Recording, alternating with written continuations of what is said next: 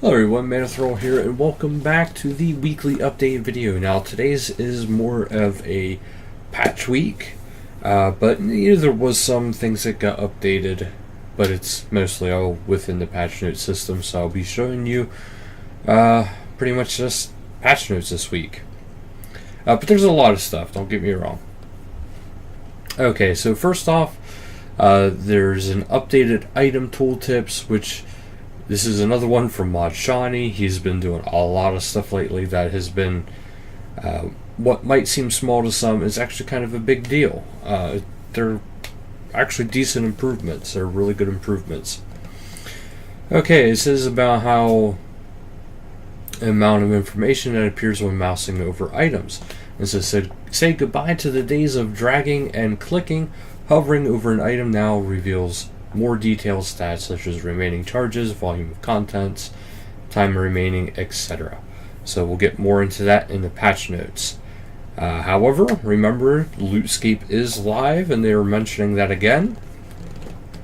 There's a bunch of different prizes this month, including the Warborn Behemoth pet, and a whole bunch of other stuff. Okay. XP lamps, they're not really specifying, but there's a whole bunch of stuff. Okay, but otherwise, for live streams this week, Saturday, November 18th at 1945, it's supposed to be the DOTD finale, so hopefully that'll actually take place this time, and that will be Lootscape will be enabled for that stream. So hopefully you guys can tune in. If you're in the finals, hopefully you're able to make it. But just a reminder, that is this weekend. And Sunday, November 19th at 1900 UTC, it's PVM with Mod Lee. And now we head into the patch notes, which is where all majority of the information is. Okay.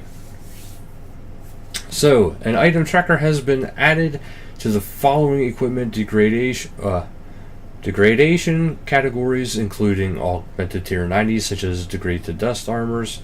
The text will change color based on the charge remaining. Green is at 100%, 65% to 65%. Amber, kind of a yellowish color, is going to be 65% to 25%, and then red is 25% all the way down to 0. These items include Nex Armors, which is a Pernex Torva Invertus, Ascension Crossbow, and all dyed variants. Port's Armor. This also includes stuff like the Leviathan Ring. It should also include the Reef Walker. They probably just forgot to mention that. Drygor Weaponry, Baru's Armor, high-level Slayer mob equipment such as like Ripper Claws, Camel Staff, etc. All equipment from the Heart, Zaren Sers, Sliske, Zamrock, Telos, all that kind of stuff. All raid armor, all Raxor weapons plus dyed, all Virago equipment plus dyed, all Telos weaponry plus dyed, all Baru's Rise of the Six, Blood Necklace plus others, all crystal armor and weapons that use the 100k charge system, all engineering equipment, Hydrix equipment, Ring of Death, etc., Dominion Tower gloves, Ancient Warrior equipment. Okay, also, Scrimshaws and Godbooks now have the tooltip to display their time remaining when they're in their inactive state. When the timer falls below 1 hour, the text will turn red. Urns will now display the percentage filled in their tooltip. The upgraded gem bag will display the number of each gem inside the bag. The charge remaining on the frozen key is now displayed on its tooltip. The following items now display the type and number of items contained inside: Spring Cleaner, Rune Pouch, small and large, Tyrannon Quiver, Ectoplasmitter, Blood Essence, Coal Bag, Silverhawk Boots. The filtered warning message will now display when degraded item hits 5% item charge or is equipped with less than 5% item charge. A filtered warning message will now display when a Ring of Death hits 20% item charge, as it costs 15% charge when dying. A filtered warning message will also display when equipping the augmented degrade to dust item that is out of charges but has yet to hit level 10, thus making it unusable. A tooltip has been added for the following items to display their passive effects: Asylum Surgeon Ring, Ring of Death, Reaper Necklace, Amulet of Souls, Death Touch Bracelet, Forsaken Amulet, Dragon Rider Amulet, Arcane, Brawler, Blood, and Farsight Amulet of Fury, Superior Leviathan Ring, Ring of Vigor, and Tokul Zol. A shop tea now display the soul of the monster inside them on their tooltip. The Tokul Zo ring now displays the number of charges remaining on its tooltip. Brawling Gloves now show the amount of XP remaining on their tooltip. Pulse Cores now display the amount of XP remaining on their tooltip. The following invention devices now have information displayed on their tooltip: Portable Fairy Ring, Portable Spirit Tree, these are charges remaining, Divine Nomadic Empty, and Divine Charges stored, and the percent indicator to track the current charge container being filled. I had an itch on the side of my head there. Flat Pack Disassembler charges remaining. Potion Reservoir displays the potions in the reservoir and the doses remaining. The Grim Gem now displays the current Reaper assignment and how many left to kill on its tooltip. The following have been added to all Slayer masks: kills against a relevant Slayer creature, and days until tasks can be forced for masks with 3-day cooldown. This will appear when first using the mask to force a task. Graphical. Several graphical issues with an Animal Magnetism Quest cutscene has been fixed. Skills, D&Ds, and minigames. The Dungeoneering map has been separated into its own top-level interface layer and can be moved around via edit mode / gameplay HUD editing.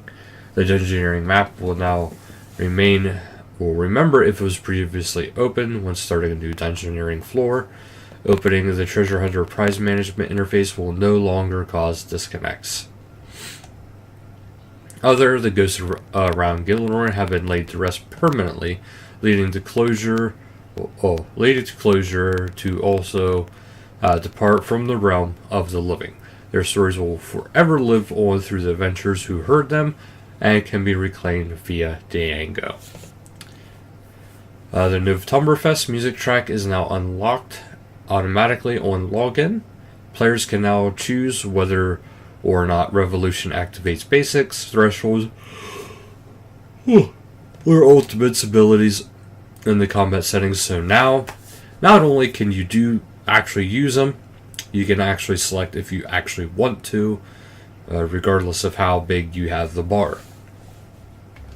The Cleave ability can now be used by Revolution while Action Bar has slot 6. The Cleave ability can now be used by Revolution while Action Bar slot 6 has a queued ability. The missing level 55 defense requirements have been added to the Ceradome, Zamrock, and Guthix Godbows. The Natural Pet House has been now correctly displays that it can store 30 pets instead of 25 when examined.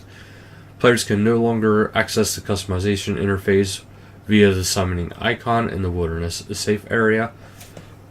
A Cabbage in Falador Cabbage Patch that took some time off during Easter 2017 has returned, feeling refreshed and no more less delicious.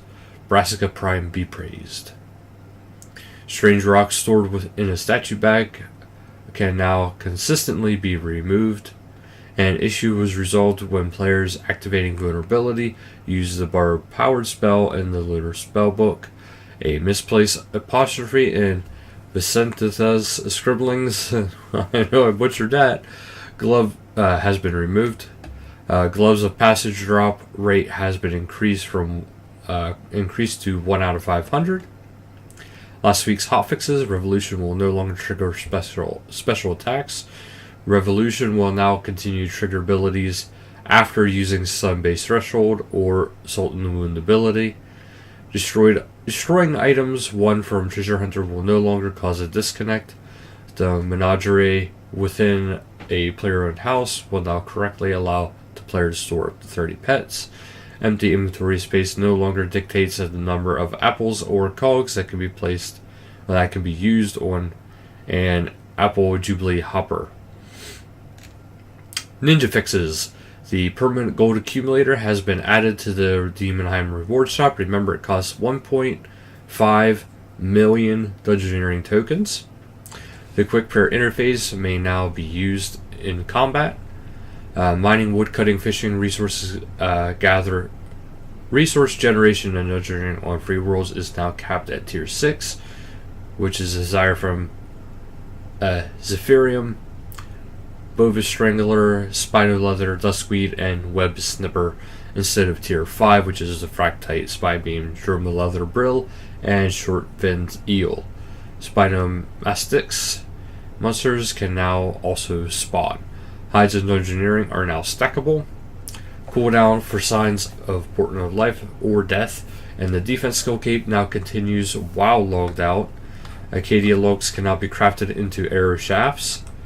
Options to immediately climb to the top and bottom of Lumbridge Castle have been added to the stairs.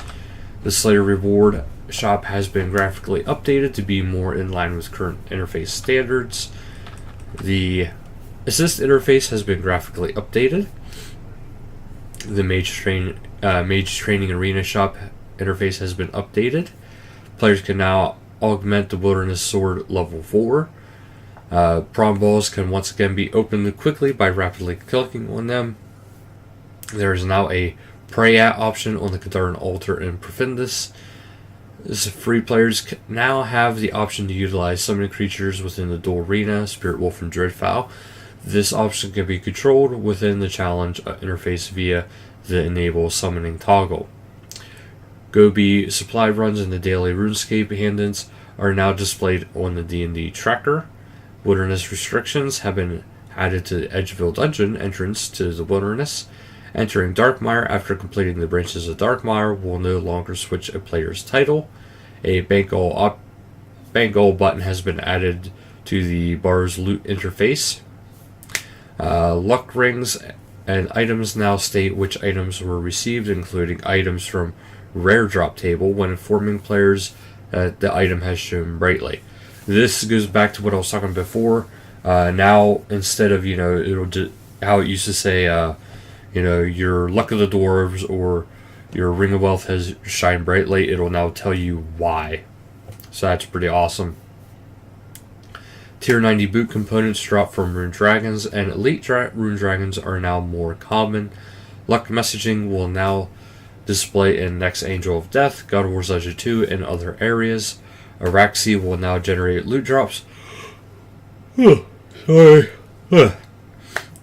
clicking on her corpse instead of when she dies, to bring her in line with other boss drops. The skill guide now includes ability unlocks as to filter attack, strength, defense, constitution, magic, and ranged entries. XP rewards from the Restless Ghost, What Lies Below, Defender of Rock, and the Firmament Trials quests are now given in the form of lamps.